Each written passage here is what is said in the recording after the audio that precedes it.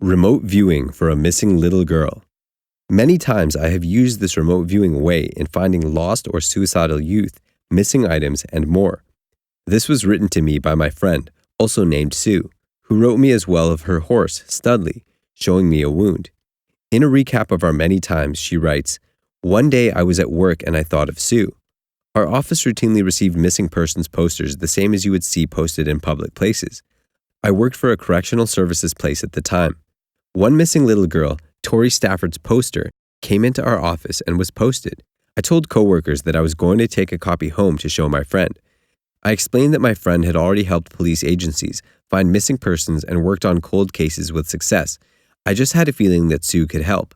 That case was just so upsetting to everyone in our office that we all wanted to do something.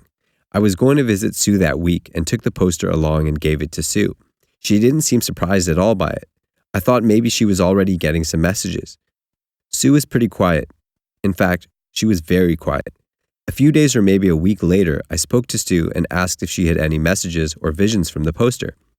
She told me that she had seen Tori standing in front of a sign which was similar to a township welcome sign, as if to tell her where she was. Sue made out part of the sign only. She said probably because it was the only part that Tori had possibly seen. She said it looked like Mount something, as she could not make out the last word. As well was a long row of trees that lined a long driveway, very close to the sign area. She said that she then called to police hotline number on the poster to give the information she was seeing. The police were very interested in her report. Sue didn't say much else to me, but I knew that she knew more than she was telling me. She said something about Tori being confused about what had happened to her. I knew from that statement that Sue thought she was already gone, but we didn't have to talk any more about it. I sensed Sue becoming somewhat emotional at this point. I drove through Mount Pleasant, west of Peterborough, on my way to work every day. I found myself wondering if Tori's body could be dropped in that area. I looked up all the towns starting with Mount. I prayed that Sue's tip would be helpful to the police. I think it was almost 2 weeks after that conversation with Sue that Tori's body was found in Mount Forest, on a farm with a long tree drive.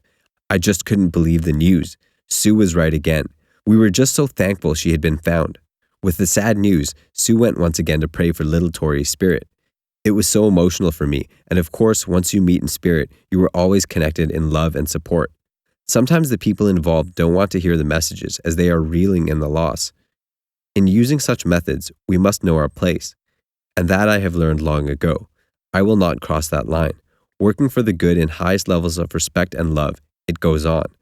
Prayers up to all those who have lost a loved one, or is one of the many missing. May the laws toughen.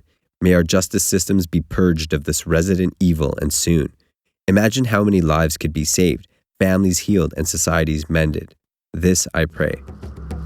Thanks for your interest. To be continued. Like and subscribe. More to come.